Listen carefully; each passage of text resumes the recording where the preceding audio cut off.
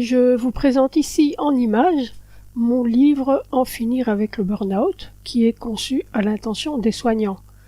J'y apporterai un nouvel éclairage possible sur les soins à apporter aux épuisés chroniques, ceux pour qui j'ai rédigé le topo profane quand j'étais vieille. Vous en avez probablement déjà lu des extraits ou vu des vidéos imagées récemment tournées, ce qui vous permettra de mieux comprendre ce qui suit. Les liens seront dans la description. Les référents certifiés en profilage alimentaire connaissent cette approche différente, certains la pratiquent même. Les références sont en fin de vidéo et en description.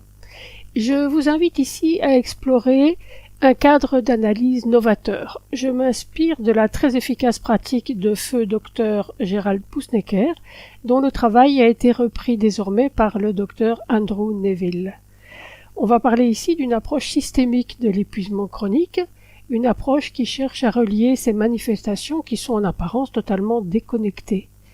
Le but, c'est de déplacer le focus depuis le symptôme isolé vers la régulation des systèmes centraux de l'organisme. C'est un refrain connu des praticiens holistiques, c'est plus nouveau pour un soignant conventionnel. Pour une condition assez similaire dans son aspect général, on trouvera plusieurs noms. Fibromyalgie, Covid long, hyposurrénalisme, borréliose ou maladie de Lyme, etc. Dans le topo, je me limite à deux termes chapeaux, encéphalomyélite myalgique, EM, et syndrome de fatigue chronique, SFC, qui sont devenus des termes standards. Ce qui sous-tend cette analyse, c'est que l'épuisement chronique n'est pas une faiblesse, mais bien un dysfonctionnement neurologique qui affecte trois grands systèmes clés de la survie. Comment va-t-on structurer cette courte exploration? D'abord, on va poser le problème, ce qu'on peut appeler le puzzle clinique. Ensuite, on va tenter d'identifier le véritable chef d'orchestre qui est derrière tout cela. On utilisera une analogie que je trouve très parlante et que je dois au Dr Neville, celle du saut de tolérance au stress, qui permet de bien comprendre la notion de charge cumulative. Puis on verra ce que cela implique comme nouveau paradigme thérapeutique et on terminera avec une stratégie d'application à l'intention des praticiens. Praticiens que je ne suis pas, faut-il le rappeler. Je suis une profane érudite, une malade professionnelle qui partage ses explorations personnelles sous la forme de topo profane pour les autres malades et de topo expert pour le personnel soignant. Commençons par le point de départ, le puzzle clinique. Un soignant est souvent face à des tableaux complexes. Il rencontre des patients qui présentent une constellation de troubles chroniques qui, à première vue, n'ont absolument aucun lien entre eux. Des symptômes vraiment hétéroclites, fatigue, douleur, problèmes cognitifs, digestifs, immunitaires, douleurs diffuses ou ce qu'on appelle le brouillard mental. En fait, le corps entier est en souffrance. Tout ça rend l'établissement d'une cause unique assez compliqué et la pratique devient un vrai défi. On peut parler d'un véritable casse-tête pour le clinicien. La situation se complique encore du fait que les patients qui consultent ont déjà souvent été voir un neurologue, puis un psychiatre, puis un rhumatologue, puis un immunologue. Chacun est évidemment expert dans son domaine, mais ils travaillent en vase clos, en silo médical si l'on veut. C'est comme si chaque spécialiste regardait une seule pièce du puzzle depuis sa tour d'ivoire, sans parler à son voisin. Cette image illustre la frustration qu'on peut ressentir face à une vision fragmentée du diagnostic. Une vision qui finalement ne reflète pas vraiment le fonctionnement intégré du corps humain. Dans ces conditions, comment veut-on avoir un diagnostic global? C'est quasi impossible. La conséquence de tout ça, c'est que cet état physiologique qui est hyper complexe est très souvent balayé d'un revers de main et diagnostiqué à tort comme une dépression masquée. À l'instar des soignants holistiques, depuis les médecins fonctionnels jusqu'aux naturopathes, je postule qu'on peut trouver une racine physiologique commune à ce tableau clinique. Tous ces soucis sont d'une manière ou d'une autre connectés, mais qu'est-ce qui les relie à la base? C'est ce qu'on va essayer de comprendre. L'hypothèse de base est que la réponse n'est peut-être pas dans la tête, mais dans la réponse du corps au stress. En conséquence de quoi, cette maladie se manifeste comme une panne physiologique de tous les organes. Si je reformule en français de tous les jours, en fait, tout vient d'une sorte de bug dans notre système interne, celui qui gère le stress.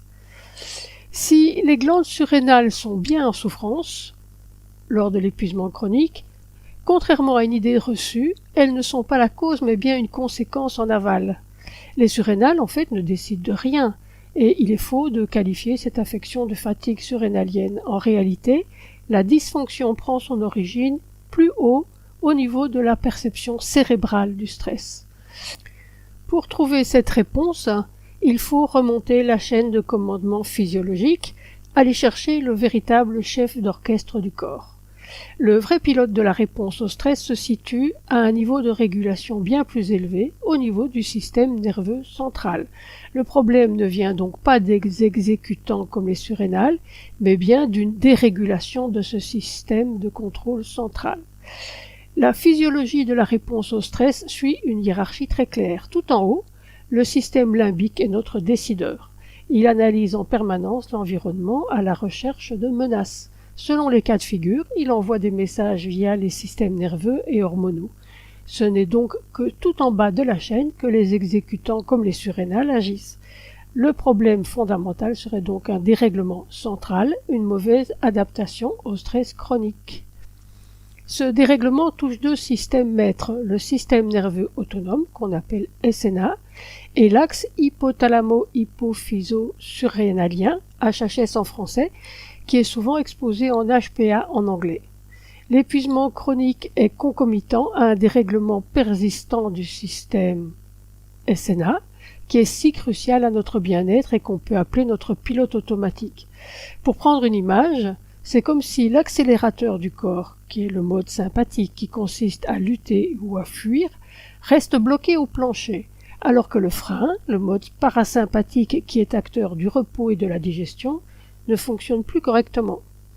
Dans le topo expert, j'ai utilisé en synonyme le terme de dysautonomie pour qualifier ce fonctionnement pour des raisons de vocabulaire, mais le désordre est plus vaste.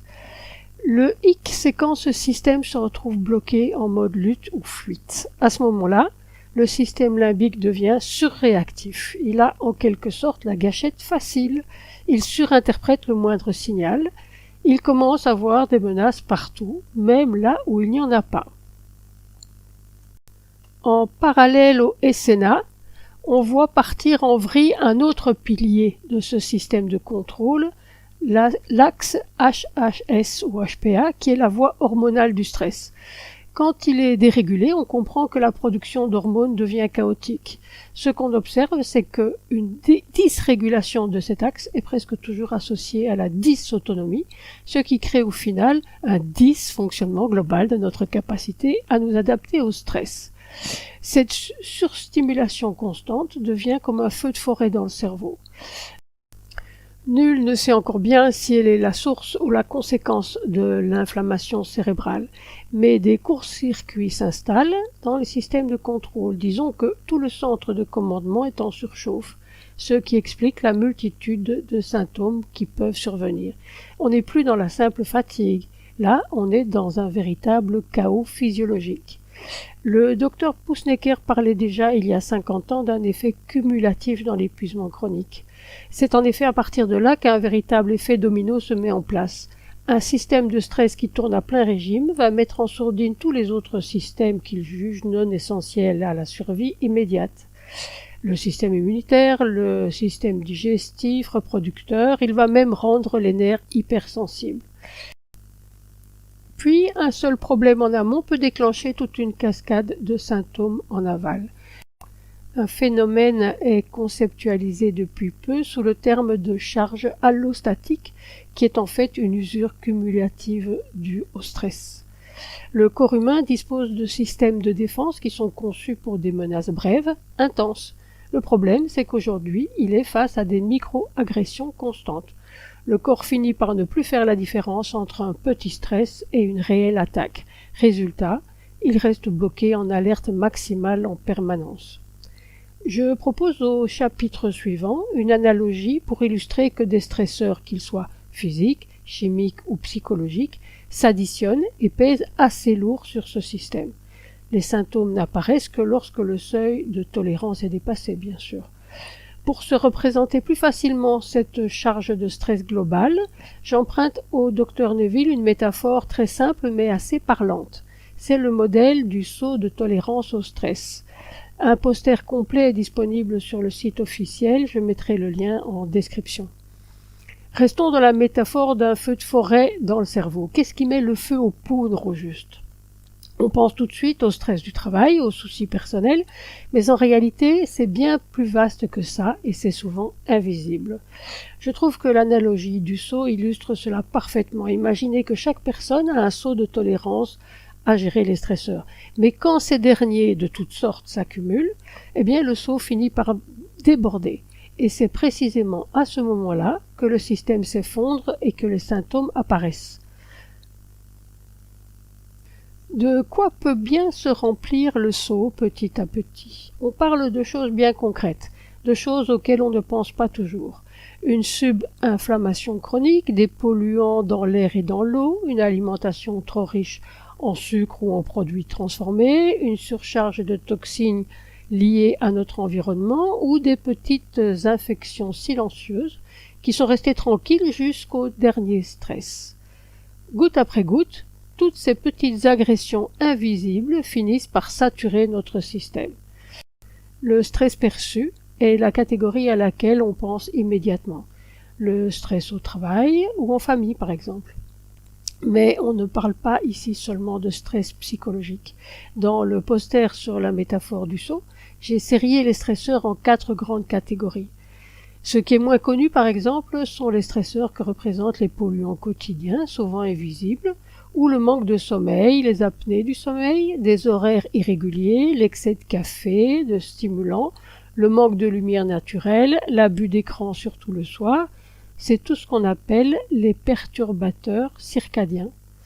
Un point crucial de cette analogie, c'est que les symptômes en fait ne sont pas la maladie, ils sont simplement la manifestation visible que la capacité d'adaptation du système a été dépassée, autrement dit, le seau déborde. Autant formuler des évidences tout en restant dans l'analogie, certains seaux sont plus petits ou déjà pleins à cause de la génétique ou de l'historique des patients, ce qui les rend plus vulnérables. Ceci étant posé, on comprend que cette nouvelle perspective change radicalement la donne. Pour être efficace, la stratégie thérapeutique devrait donc changer de paradigme, passer du symptôme individuel au système de régulation. Le vrai problème, ce n'est pas le déclencheur en soi, la fameuse goutte qui a fait déborder le vase. Non, le vrai problème, c'est la charge cumulée, tout ce qui était déjà dans le seau et qui a rendu le système vulnérable. Si on accepte cette idée, que le problème est la charge accumulée et non le déclencheur individuel, voilà qui implique forcément une réorientation fondamentale de la stratégie de soins. La distinction me semble fondamentale. D'un côté, on peut courir après chaque symptôme, un par un, comme si on épongeait des flaques d'eau au fur et à mesure qu'elles apparaissent. Traiter le SIBO par-ci, les moisissures par-là, une thyroïde paresseuse ensuite. De l'autre, l'objectif devient de réparer la source de la fuite, c'est-à-dire de s'occuper du système de contrôle lui-même. Le corps sait comment guérir. Il possède une capacité intrinsèque d'auto-guérison, d'homéostasie. Le tout est de lever les obstacles qui l'empêchent de le faire, ce qui est bien connu des praticiens de l'holistique. On continue à filer la métaphore. La solution serait d'arrêter de remplir le seau, retirer les stresseurs sur lesquels on a un contrôle, vider le seau, soutenir activement les mécanismes naturels de drainage du corps pour évacuer la charge, et enfin agrandir le seau, c'est-à-dire renforcer la résilience globale du système pour augmenter sa capacité à gérer les stress qui, eux, sont inévitables. On peut résumer cette approche fondamentale en 3 axes: réduire la charge, soutenir l'élimination et renforcer la résilience. Concrètement, comment traduit-on ce paradigme en action? Chaque praticien trouvera bien évidemment son chemin thérapeutique personnel, et je ne propose que de structurer la stratégie en 4 R et en 6 formes. Les 4 R sont un moyen mnémotechnique pour se rappeler les bons et sages principes de nos aïeux en matière de soins: repos, respiration, régime, et si ça ne fonctionne pas, enfin le remède. Dans mes livres, je dessine une visite guidée des possibles en alternutrition. Je partage des outils que j'ai trouvés pratiques lors de mes explorations. Parmi ceux-ci, les 6 formes de repos que j'ai détaillées dans Quand j'étais vieille sont très efficaces. Mais il faudra ici être très clair, car certains praticiens devront changer leur programme standard pour le cas des épuisés chroniques graves en tout cas. L'une des pièces maîtresses du puzzle thérapeutique est d'accueillir le fait qu'un corps qui est à bout de souffle ne peut pas supporter les interventions très intenses. On oublie par exemple les détox hyperagressives ou les régimes très stricts, car ce ne sont qu'un stress de plus pour le corps. Il ne s'agit pas non plus de forcer la personne et de la faire tomber dans du sport à outrance qui est tout aussi stressant. Par ailleurs, souvent le premier réflexe tant du patient que du praticien d'ailleurs, c'est de vouloir booster et donner plein de compléments alimentaires pour se forcer à repartir. Or, connaissant bien le sujet depuis plus de 30 ans, je me permets de mettre en garde. Ça peut être assez contre-productif, surtout pour les cas les plus avancés. Un corps épuisé n'a plus la force de gérer cette avalanche d'informations et de substances.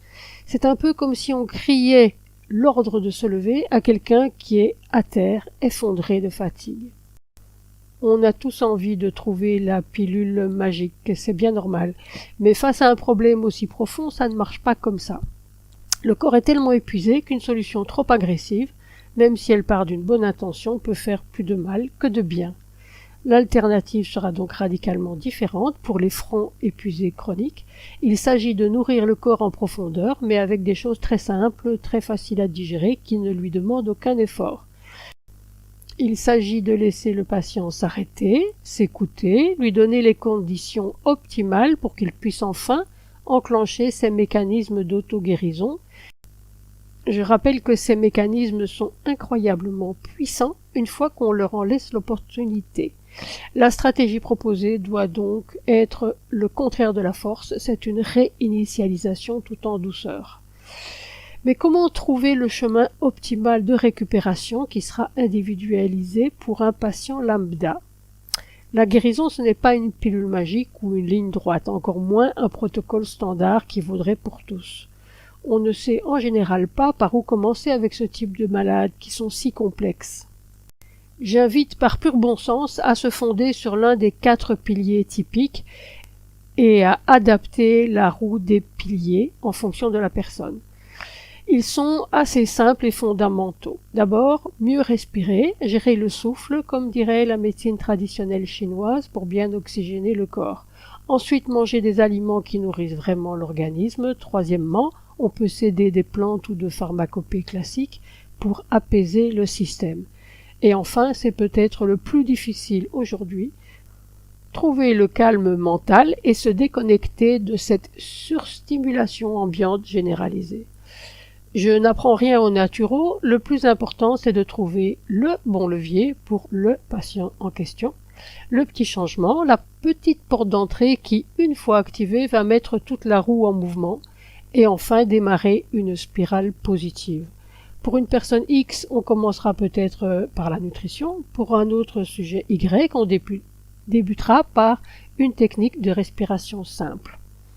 L'option connue dans le monde naturo est que la démarche de soins consiste avant tout à créer des conditions propices, c'est-à-dire lever les obstacles pour que la capacité naturelle qui a été mise en veille par le stress chronique puisse enfin se réactiver.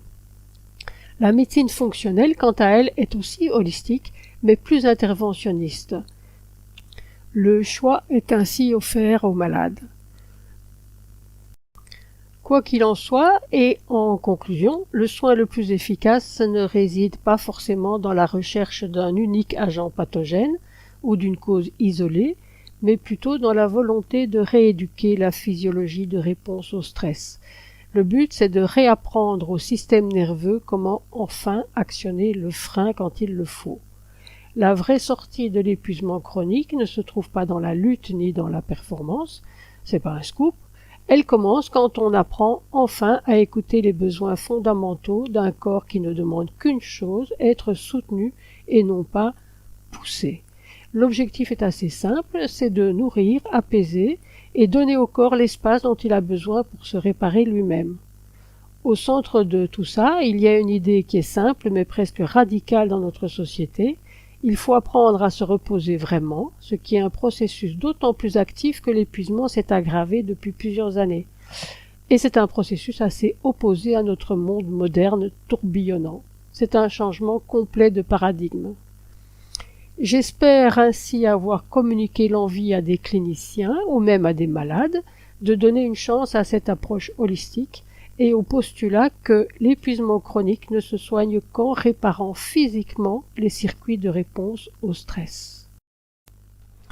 Les médecins fonctionnels et les naturopathes font partie du monde holistique que je décris dans mes livres, mais ils ne sont pas tous au courant de cette approche-ci en particulier. Un profane qui souhaiterait se faire suivre par un praticien qui connaît les tenants et les aboutissants de cette stratégie peut trouver les adresses utiles sur le site officiel de profilage alimentaire. Y sont repris tous les référents certifiés. Chacun détaille sur sa fiche s'il gère les burn-out ou non. L'adresse du site est à l'écran et sera dans la description. Les livres sont en vente en librairie physique sur commande. Vous les trouverez surtout en direct sur notre portail maison greenshop.fr. Ils existent parfois en parallèle en version papier et en digital. Courant 2026, toutes les collections feront la transition vers le digital, le format PDF personnalisé. Les formats digitaux ne sont en vente que sur Greenshop. Les livres sont